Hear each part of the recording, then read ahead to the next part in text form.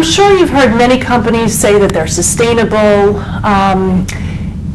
What does sustainability actually mean, and how is it measured? There's many, many different ways to measure sustainability. There isn't really one way to measure it. So we need to have some key metrics in order to be able to measure how sustainable our company really is. So these are just two examples. The EPA has some guidelines, but Newsweek, for one, measures the sustainability of companies, but it only measures it on what is publicly available. And they come up with their list of the top US and the top global companies, and some of them you've already heard of, Walmart, that very much touts their sustainability efforts, but these are some other ones that you might not even recognize or think of as sustainable companies. For example, Allergen is at the top of their list because they are very sustainable and they disclose this data. Adobe is another one that was at the top of their list, and this was from 2014.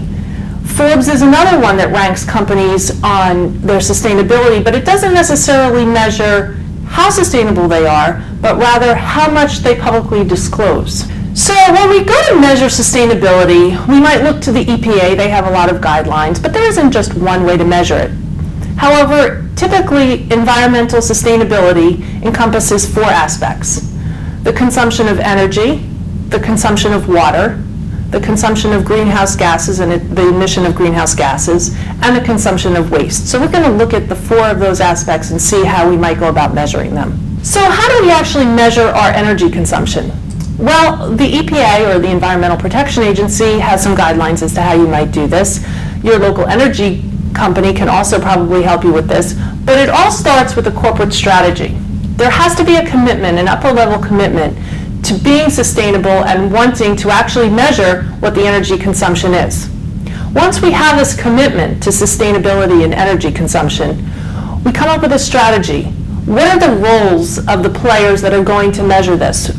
Do we have any compliance issues? Maybe there are, depending on our industry, maybe there are some local compliance issues that we have to deal with. So what is our strategy for dealing with them? Then once we know that, then we can come up with our ways of monitoring it. Are we going to put sensors in place to monitor it? How are we going to measure it? And then once we know that, we need to analyze that data so that we can target the areas that really will be effective. So measuring water sounds somewhat simple. How do we actually measure water, though? We don't just want to measure our water consumption. That would be pretty simple. But we also want to measure what the local topography is. What is the local rainfall that we get? What is the conditions of the watersheds? We want to balance out our usage versus what the incoming water is from Mother Nature. So we want to balance out the rate of our renewable resources. Now, measuring greenhouse gases is a little bit more challenging. There's something known as the GHG, or the Greenhouse Gas Protocol, and that says we really need to focus on the measurement of four types of greenhouse gases: carbon dioxide, methane, nitrous oxide, and fluorinated gases. Now, there's also three levels. We have a direct level, so we can measure our fossil fuels that we burn. Then there's also the indirect level, which is the greenhouse gases that we emit as a byproduct of generating, say, heat or air conditioning or electricity. And then there's this third tier, which is also the greenhouse gases emitted by our supply chain. And that's really the only time you ever really hear supply chain coming into play. We're talking about just a local sustainability measure, but you don't really hear it in terms of the supply chain. That's really the only time you hear the supply chain, the sustainability or the emissions of the supply chain coming into play. Measuring waste, everybody's familiar with this. Everybody's familiar with recycling paper and plastic and aluminum and cardboard and yard waste. So we can measure the level of each of these things that we emit. However, this is kind of a broad overview. There are a lot of challenges associated with measuring sustainability in the supply chain and in your company. There are issues with double counting. Confidentiality versus full disclosure. So I mentioned in the beginning that Forbes actually rates companies on their sustainability efforts, but only on how much they fully disclose. So sometimes we don't want to give away everything, right? So how much do we disclose?